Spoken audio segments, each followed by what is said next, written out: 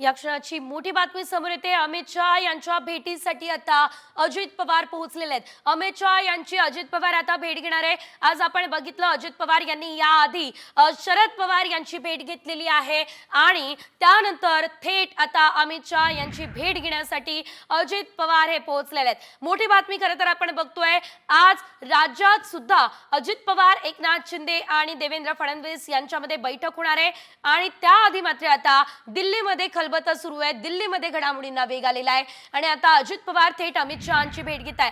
त्यामुळे पुढे मंत्रिपदांसंदर्भात, मंत्रिमंडळाच्या विस्तारासंदर्भात काय चर्चा या भेटीमध्ये होते हे बघणं महत्त्वाचं असणार आहे। अधिकची अपडेट आमचे प्रतिनिधी प्रमोद जगताप देत आहेत। प्रमोद, याआधी आता अजित पवार यांनी शरद पवारांची भेट घेतली आणि आता थेट अमित शहांची भेट ते घेत आहे। काय नेमक्या घडामोडी दिल्लीत घडतायत? अजित पवार जे आहेत ते आता संसदेमध्ये दाखल झालेले आहेत आणि ते केंद्रीय गृहमंत्री अमित शहा यांची भेट घेणार आहेत। कालपासून अजित पवार हे दिल्लीमध्ये आलेले आहेत। त्यांच्यासोबत राज्याचे मुख्यमंत्री देवेंद्र फडणवीस हे देखील दिल्लीमध्ये आलेले आहेत। हे दोनही प्रमुख नेते अमित शहा यांची भेट घेणार अशा पद्धतीची माहिती होती।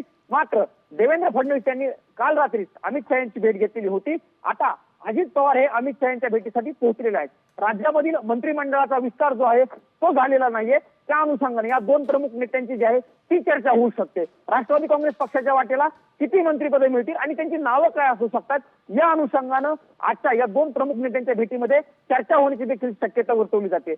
यातली महत्त्वाचा मुद्दा हा आहे की काही वेळापूर्वी अजित पवार यांनी शरद पवार यांची भेट घेतलेली होती आणि त्यानंतर आता अजित पवार हे अमित शहा यांच्या भेटीला पोहोचलेले आहेत। त्यामुळे बघावं लागणार आहे की कशा पद्धतीनं या दोन प्रमुख नेत्यांची चर्चा होते आणि चर्चेनंतर पुढची आगामी दिशा काय असणार हे बघणं महत्त्वाचं असणार। मात्र आजच्या भेटीमध्ये तरी मंत्रिमंडळामध्ये अजित पवार यांच्या वाटेला किती जागा येतील आणि त्यावरती कोणती नावं असू शकतात यावरती शिक्कामोर्तब होण्याची शक्यता आहे। 14 तारखेला राज्याच्या मंत्रिमंडळाचा विस्तार होणार आहे अशी माहिती अजित पवार यांनी स्वतः सामंतविषयी बोलताना काही वेळापूर्वी दिलेली होती। त्यामुळे बघावं लागणार आहे की 14 तारखेच्या मंत्रिमंडळामध्ये कोणाकोणाच्या गळ्यामध्ये मंत्रिपदाची माळ पडते। निश्चितच धन्यवाद दिलेल्या सर्व सविस्तर माहितीसाठी।